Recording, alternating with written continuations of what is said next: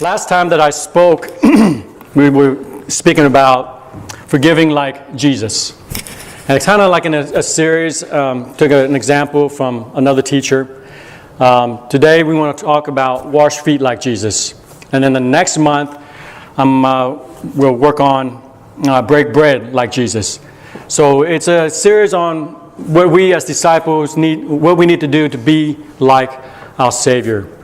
There are many different behaviors, many different, the mindset of being like Him.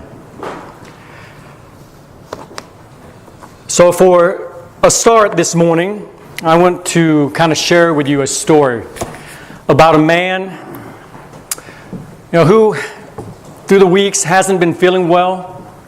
He felt like something was wrong in his body. So he decided to call up his doctor, make an appointment, and go in and kind of visit with his family doctor to see, what was up. So he went in, and the doc kind of talked with him and asked him some questions, and he realized that he needed some additional help. So he recommended that he go to see a specialist. So he did that. He went to see a specialist, talked with him, and the lead doctor there decided to do a lot of testing. So all sorts of tests was done on this man. So you know how tests are. It takes a while to get it back. So once the test result came back, the doctor called him and his wife in with the diagnosis. And it was kind of rather serious. So he wanted both of them there to speak with him. So when they arrived at the doctor's office, normally the doctor would call the patient back and kind of have a consultation with him. But this time around, it was kind of unusual. He decided to call his wife back and speak with her. And you can imagine, when the man saw that, it's like, oh boy, something's up. So the wife went back to the examining room and consultation room. They sat together, and there was another doctor there, the lead doctor in this effort. Kind of looked at his wife and said to her, we're sorry to tell you this, but your husband has a rare disease. If left untreated, he will die, and die quickly. But there are some good news. With chemo and a lot of help from you, we believe that actually he can be healed. But the challenge will be that he will need to be on a really strict diet. And Brian, you know that, right? It's a challenge to alter what you eat on a daily basis. But, they were honest with this man's wife and told her that, it's going to take a lot of sacrifice on her part to help her husband through this. And they told her, this means you will have to cook for him 3 meals every day. Can you imagine that? In this hectic world that we live in, both working, both have responsibility. Now she's telling this woman, you're going to have to cook for him every day, 3 meals a day. In addition to that, that's not it. That's not all. He will need an environment that will be kept very clean. So you're going to have to help keep the house spotless. And you will have to be there available non-stop each and every day until he gets well. He said that, it's going to take more out of you than you can ever imagine. Cook, clean, be there to serve him, and do things over an extended period of time. But he said, if you do this, your husband will live. So after she got this news, she left and walked out of the consultation room, and her husband's sitting there in the waiting room, anxious, nervous, sees her coming out, and it's like, all right, what did the doctor say? She kind of looks at him, sighs. Well, the doctor has some bad news. He said, you're going to die. Because I'm not doing that. I'm not going to cook 3 meals a day every day for you. I'm not going to have to clean the house. I don't have time for that. You know, how many times have we been given an opportunity in our life to help someone? I have multiple times before this past several years. And you see it, you see the opportunities, but you said, you know what? I don't have time for that. I don't have the resources for that. Do I really love that person that much? So you kind of see the opportunity and you kind of walk the other way. And as you look back and say, why didn't I help that person? Why didn't I take that person a meal? Or why didn't I just be a friend to that person? But that's who we are. That's our nature as carnal beings. We look after ourselves, what's best for us. And if it doesn't benefit us, if it doesn't pay, if we don't get anything out of it, we think twice about it, don't we? But as disciples of Christ, we need to take on a different behavior, a different attitude when these things are presented to us. We need to be ready to help. So today I want to look at the image of Christ washing feet and see what we can learn from that service that he gave to his brothers, his friends. We want to examine the picture of him serving those around him. Not only this one instance, but multiple instances. You know, hopefully that will open up your eyes and to reflect upon those other examples. So for a short time this morning, we'll look at John's Gospel, John chapter 13. And it's kind of ironic. And I didn't pick this afterwards. This was very last month. But the project that, or the group effort that David mentioned, the name of the project is John chapter 13. Project John 13. So it's amazing how all these things come together. And like I said, this was in my mind a month ago, so I didn't get the idea from last night. But as Christians, how do we be more like Christ, be more like Jesus? You know, as we studied last time about forgiving like Jesus, it's a challenge for us because a lot of times when we're asked to forgive somebody or when we're asked to serve somebody, our life is not smooth, is it? We are in a constant turmoil, we're busy. We have a busy schedule, busy life, a lot of responsibility. And God puts these things in front of us and challenges us to do these things, to forgive someone or to serve someone. So how do we be more like Christ? How do we forgive like Christ? How do we wash feet like Jesus? Well, I think it requires a lot of love on our part, a lot of prayers on our part. This cannot be accomplished if our heart hasn't changed. If we haven't knelt before God and humble ourselves before Him and acknowledge our weaknesses, our lack of kindness, and if we don't ask, then it's going to be very difficult to serve and to be like Jesus and to be humble ourselves and to wash each other's feet. So let's turn to chapter 13 and see and begin to understand what it's like to be like Christ, to wash feet. It says here in verse 1 and 2, "And now before the feast of the Passover, when Jesus knew that his hour had come to depart out of this world to the Father, having loved his own who were in the world, he loved them to the end."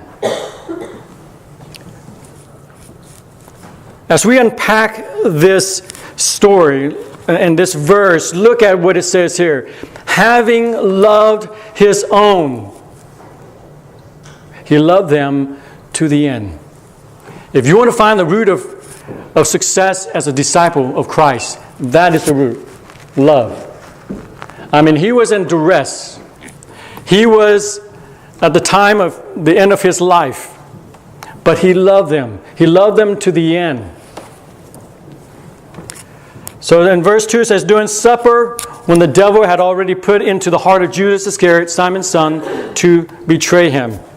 So as I mentioned, when God asks us to do things, it's not during a time of calmness, many times. We're faced a lot of times with stressful situations, and our lives are packed with responsibility. Just as if you look back at when Christ forgave when he was on the cross and he prayed to his Father to forgive us and to forgive those that were killing him, he was under a lot of pain, a lot of stress, the weeks leading to it and at the time of being on the cross. But he forgave. So now, during this time of the Passover, it was not an easy time for him either. Events leading up to this point, on a Monday, when he came, after he rode into Jerusalem, he went into the temple and expecting to see people worshiping God, expecting to see his brothers and sisters offering sacrifices to God as were instructed in the Old Testament time. What did he see? He saw money changers out in the courtyard selling the sacrifices. And he was angry. So he went and cleansed the temple. He knocked over the tables, cast people out and said, you know what? Prophecy says that my house is a house of prayer, but you have turned it into dens of thieves. He was upset, a righteous anger. And then Tuesday, he had a massive disagreement, massive fight with religious leaders over multiple topics of leadership, of who he was, of his authority, of forgiveness, all kinds of things. Thursday, of course, the Passover. Friday, the next day. I mean, all this he had to deal with the next day, that he was going to be beaten, that he was going to be betrayed, he's going to be tortured, and eventually crucified, killed for us. That's what he was going through at the time. And Luke tells us in chapter 22, among all these things, it was supposed to be a time of remembrance, of preparing their hearts, and remembering God. And after the dinner, and after he told them somebody's going to betray them, they said, who is it? After all that, they start bickering among themselves, asking, well, he's going to be gone soon. Who's the greatest? Who's going to be the greatest among us? Who's the top dog? And an example, John said, hey, I am. He said he loved me. And then Peter steps up. It's not in the Bible, of course. Peter, just kind of assuming human nature. When you got all these male egos in the room around this table with Christ and trying to figure out who's going to be the greatest after he leaves. Peter steps up and says, well, I am. I walked on water while you guys were on the boat scared to death. His friends look at him, yeah, but you almost drowned. So, that's what Jesus was dealing with. All these conflicts and worrying about who's the greatest and who's going to betray him. But at the same, through all these things, he took an opportunity to serve his friends. Matthew 23 and verse 11 Christ tells us that those that are the greatest will be your servant.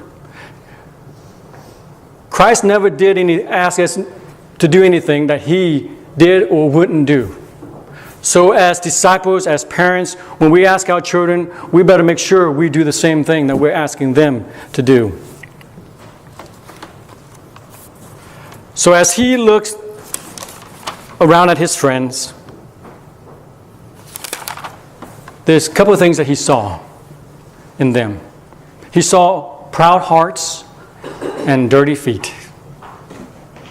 So he sees an opportunity to serve his brothers, his friends. So if you turn to verses 3 to 5, it says here, Jesus, knowing that the Father had given all things into his hands, and that he had come from God and was going back to God, listen, rose from supper. He laid aside his outer garments, and taking a towel, tied it around his waist. Then he poured water into a basin and began to wash the disciples' feet and to wipe them with the towel that was wrapped around him.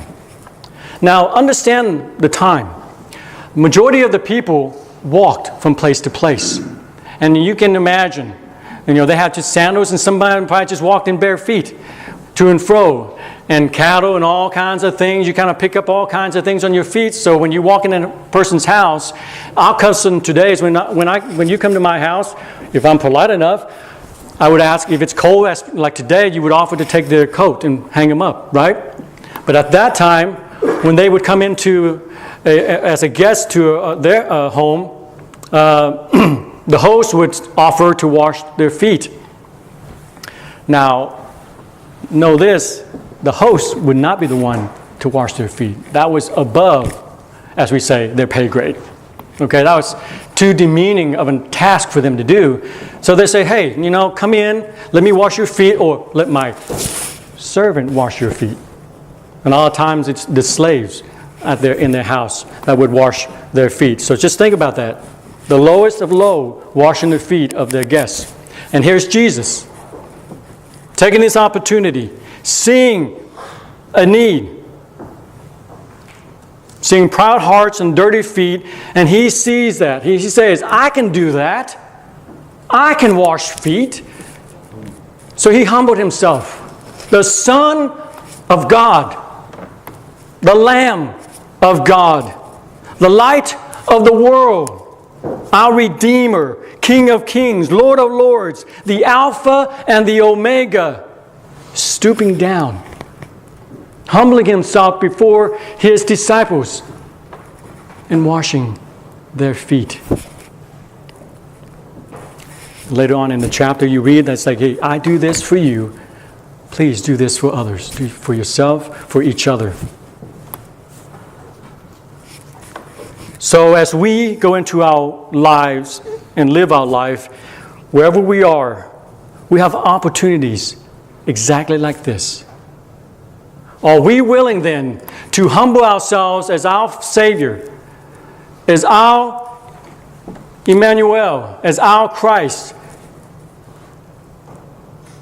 to take a towel and to wash each other's feet? I hope and pray that He will provide sight so that I can see these opportunities. I pray that He will open your ears to hear those that are in need. And I pray that He will give us the heart to care for the people around us, so that when those opportunities do come, we will humble ourselves and serve.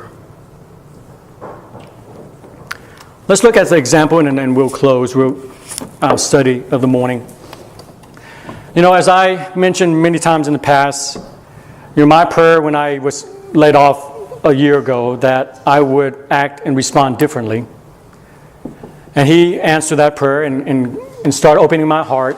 And I went with Gary, and we started going around on Meals on Wheels. And this is not about me. It's about, without God's intervention, the things that were accomplished this past year would not have been done. The people that received the blessing from God would not have received. So all the glory to Him. So riding with Gary, you see people that are in need. And this one lady's house, when I first got there, it looked pretty bad. It's not that old a house. Outside, the shingles were covered with moss, the green moss that grows over time if you don't take care of it. Her yard was overgrown. The fence line was covered. At the time, I didn't know it, full of poison ivy. Okay? Many times you think you help people and God gives you a thank you. Oh, he does for about 3 days or 3 weeks for my case. But listen, when I first saw that, I didn't reach out to help that first time. It took several weeks just going round and round. And finally it's like, you know what? Why is not anybody helping? So you have to gain the trust of people. And you have to realize that these things are not projects. It's an investment in people's lives. So, you get to talking with your neighbors and get to know them and kind of ask if anybody's in their life that are able to help. And you find out from this lady that she didn't.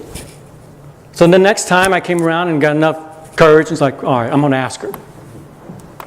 Can I help you, mow your yard and kind of clean up the back? A lot of times, people are proud. And it's kind of hard to know who to ask to help and who not to until you get to know them. And then so she accepted, and so I as Jesus said, I can do that. When I was 10 years old, my dad brought me an offer from my neighbor who needed her center flower bed cleaned out. So having learned how to do that, I can take that knowledge and use it to clean this lady's yard. It took us several days and several weeks to kind of clean it up. It was not easy. It was hot. But when you see your handiwork afterwards, you kind of smile and say, wow. So I used David's borrowed a spray machine from a spray wash from David's dad and sprayed around the house, got it all cleaned up. Went on the roof, cleared up all the branches, trimmed some of the trees, got all around the fences, cleared all that out. And in the meantime, she has a son, an 18-year-old, who's not very helpful. So I got him involved. Had him out there helping me. He did mowing the inside while I did the outside. And when I trimmed stuff, I got him involved in helping. And encourage her to, get him involved in your life. Help him to help you. And eventually over time, the more he helped me, the more I kind of compensated him. You do this, you get this. And kind of try to help him understand, you work hard, you get this, and you help people out. So that was one project. So as you see opportunities and you see your talents, pray that God will open your hearts and that we'll step up and help. So if you're a good dishwasher, wash dishes. If an opportunity comes with helping the ladies out here after lunch, step up, wash dishes. If you see a trash can full and you look at it and say, hey, I can do that, empty the trash and take it out to the trash can.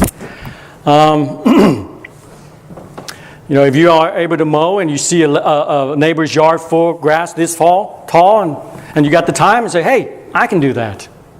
If you're a good carpenter and somebody needs help around their house, and you can do that, hey, step up and give your time and use your talents that God gave you. Unpack the talent and put your talents to good use. Computer work, internet, web page design. Some businesses are startup. You can help them. Whatever your talents is, as I mentioned, pray that He will open your eyes to see, open your ears to hear, and open your heart to care. And once you pray that prayer, you watch out. You won't have enough time in a day, or sometimes enough energy to do it. But that's why you have friends. What I learned is you don't have to do it by yourself. If you do, you're going to kill yourself. So that's an opportunity where you can help bring people into the I don't want to say project, into your life to help people. And it will make a world difference. You think it's helping them. You think it's bringing joy to them. But in the end, it's changing you.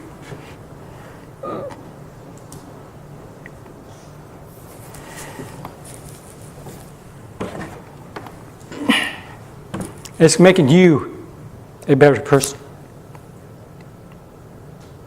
It's making you more like Christ. One more example, and this just happened yesterday.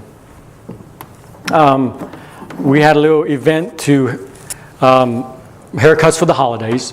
My stylist that I've gone to since probably '96, since Sam was a baby. So 17 years we've been friends. And he's cut out my hair and Sam's hair and Aaron's hair. So he's kind of watched the boys grow up. Well, he mentioned several times, like, I want to be able to use my talent, my talents as a stylist to help people. And he's talked around, and no one really, give him that opportunity. It's like, so just a few months ago, it's like, all right, if you're serious about this, we can do this. And Allison, a stylist here, she's been helping the community for many years. Especially during this time, she'll give out cards to the kids for free haircuts. And she wanted to do something similar. So we got the two of them together and put a flyer together. We didn't want to make it big. We want to make it manageable. So we put little flyers around, and about 14 people showed up. And afterwards, after he got through cutting hair, he mentioned real briefly to me about his daughter. That morning he found a note from her that she wrote the night before. I tell myself that this lesson is not going to be with tears. I want to be able to go get through a lesson without crying. One day I'm going to put my big boy pants on. But as I read this, it ain't going to happen. So bear with me. So this little girl, his daughter, the youngest, her name's Cody. She said, I'm going to have to get David to read this if I can't make it through. It says, I love you so much, Daddy.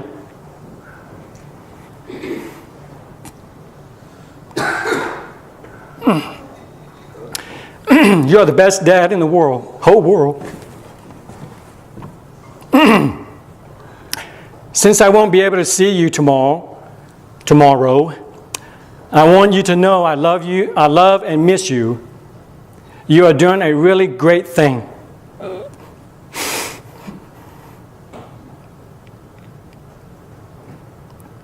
And I am so proud of you. You inspire me. And I look up to you. I love you so, so much. XOXO. Love, Pookie. As parents, what more can we ask than to set an example for our children? If we want our children to do good things, to make the right decisions in their life, we as parents must set the right example.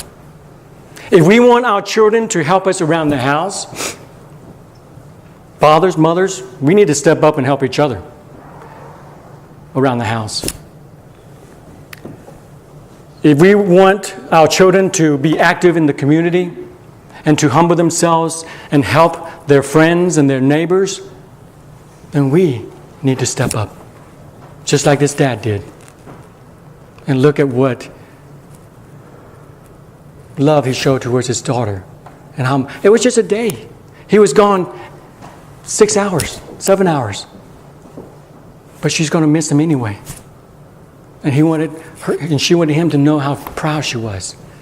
That's the impact that we can make with our children, with our friends, and with our neighbors. As Luke 22:26 says, rather, let the greatest among you become as the youngest, and the leader as the one who serves. So, friends, let us be like Christ. Let us be his disciples and go and serve. Humble ourselves and get our hands dirty and wash each other's feet.